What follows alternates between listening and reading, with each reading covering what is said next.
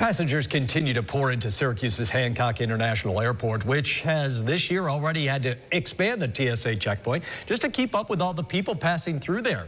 And TSA could use more people in Syracuse to help keep the airways safe. So joining us now, Bart Johnson. He's Federal Security Director for TSA Upstate Airports, basically everything except New York City. Bart, good to see you again. Thanks for joining us.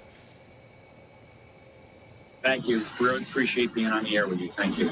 So Bart, many of us are pretty familiar with the TSA workers we see at the checkpoint. What is the scope of jobs available if you work TSA in Syracuse? Are those the only jobs?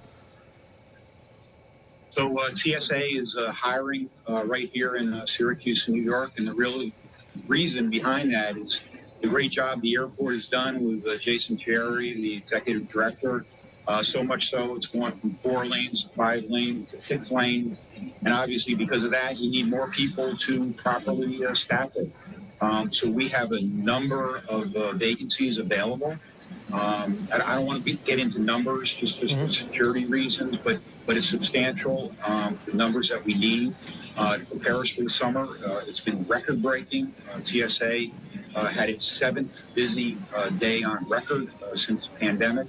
And we're on track, not here in Syracuse, but nationwide, to crack 3 million over the summer for the first time in the history of TSA. Wow. Are there jobs, so we know the ones at the checkpoints as we go through, take the laptop out, et cetera. Are there what I'll call behind-the-scenes TSA jobs at Hancock Airport? So if you're like, I don't really want to, be public-facing necessarily, are there TSA jobs where you kind of work behind the scenes? So I would characterize the TSA officer position as an entry-level position. You get it right out of high school. You don't need any past experiences.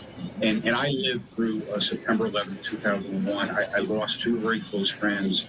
And it's all about preventing that from happening again. So the officers, are part of the national security enterprise. They have a big job to do. They need to identify the threat and prevent that threat from getting on planes. So they start in that position as the TSO, being very forward-facing, engaged with the public. And then once they build a track record and have been there for a period of time, there's a lot of other jobs behind the scenes, as an inspector, human resources, scheduling, equipment, databases, and people rise right up to my position to be a federal security director.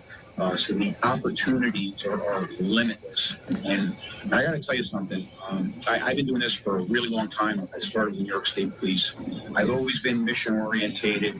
It's a wonderful mission. You get a sense of accomplishment, leaving for the day. You know what you're going to be doing going into the day. And you swear to uphold the Constitution of the United States, and there's not a lot of people that say that. And it's critically important, given the threat environment that we're living in right now. If you don't, Bart, if you don't necessarily need any security experience, I assume, obviously, you train people. So what is that training like? If you're from Syracuse, would you do it in Syracuse? How long is that training period? What's that like? Sure. So what that involves is that entry-level training that's done right at the airport, and then you go away to FLETC. And FLETC is located in either Glencoe, Georgia, or Las Vegas, Nevada. And then they go there for 2 weeks on the equipment, the SOPs, why we do what we do. And then they return back to the airport, and they have on-the-job training. Okay. And from that, they progress through the ranks. And I would submit that the salary is very, very competitive.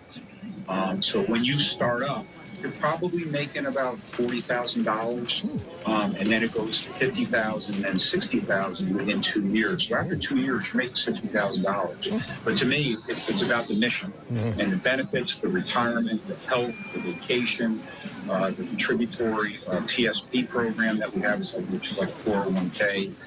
So it's very robust and I would say very competitive. And you're performing that national security mission. All right, Bart, time for one last one, 30 seconds. How do you apply? Where do you go? How do you do it? So you go to usa.gov and just go online and apply. There's actually going to be a hiring event in Liverpool Library on June 5th. Liverpool Library, June 5th, from 11:30 to 1:30. at the Destiny USA Mall, also on May 21st from 3 o'clock to 4 o'clock. So I encourage people to get out. It's a very rewarding experience. Bart Johnson, thanks so much for your time. Really appreciate it. We'll talk to you again soon. Yes, sir. My pleasure. Thank you for your time.